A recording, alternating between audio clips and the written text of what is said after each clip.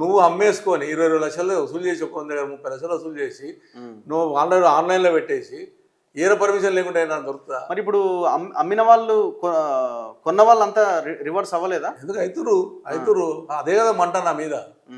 ఈ నా కొడుకు చేసిండు, వీడు చేసిండు, వాళ్ళు నీ మీద ఏమైతే చూసుకునేది.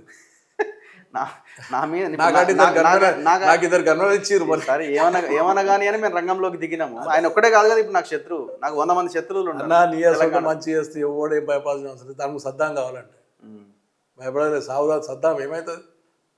ఉద్ధరించేది ఏముంటుంది? సస్తో 10 మంది సాయం చేసే వాళ్ళం అవుతుంది. ఓకే, ఈ ఫైట్ కంటిన్యూ అవుద్దంట. 200% పొద్దున మళ్ళీ బీఆర్ఎస్కి వస్తాడేమో. నేను దేవుని కండవ కప్పుకున్నది కాంగ్రెస్ కండవ కాదని ఇటు దుంకితే అయిపోయి ఏముంది. వాళ్ళు బీఆర్ఎస్కి వాళ్ళు తెచ్చే పొద్దున మీ నాయకత్వం కాంప్రమైజ్ అవుతుంది ఎంతసేపు? నేను వెళ్ళిపోతాను లకేష్, పార్టీ నుంచి వెళ్ళిపోతారా? వెళ్ళిపోతా అంతే. వాడిళ్ళకి వచ్చిండు బీద ప్రజలకు అన్యాయం చేస్తానని నిజంగా 11 ఎకరాలు ఇస్తే నేనే రేపే తీసుకుంటాను పార్టీలకు. 11 ఎకరాలు రిటర్న్ ఇస్తే తీసుకుంటారు. రేపు పొద్దున చేయను కామని ప్రజలకు ఇచ్చేయమని. దానివల్ల 307 ఎకరాల ల్యాండ్ వస్తుంది. 300 ఎకరాలు అంటే సుమారు 20-30 కోట్ల ప్రాపర్టీ తీసుకోమనండి. గవర్నమెంటే ఉపయోగించుకోమనండి, స్కీమ్లు ఇవ్వనండి, ఇప్పుడు స్కూల్ బిల్డింగ్ కట్టమండి, డబుల్ బెడ్రూమ్ కట్టి ఇవ్వనండి.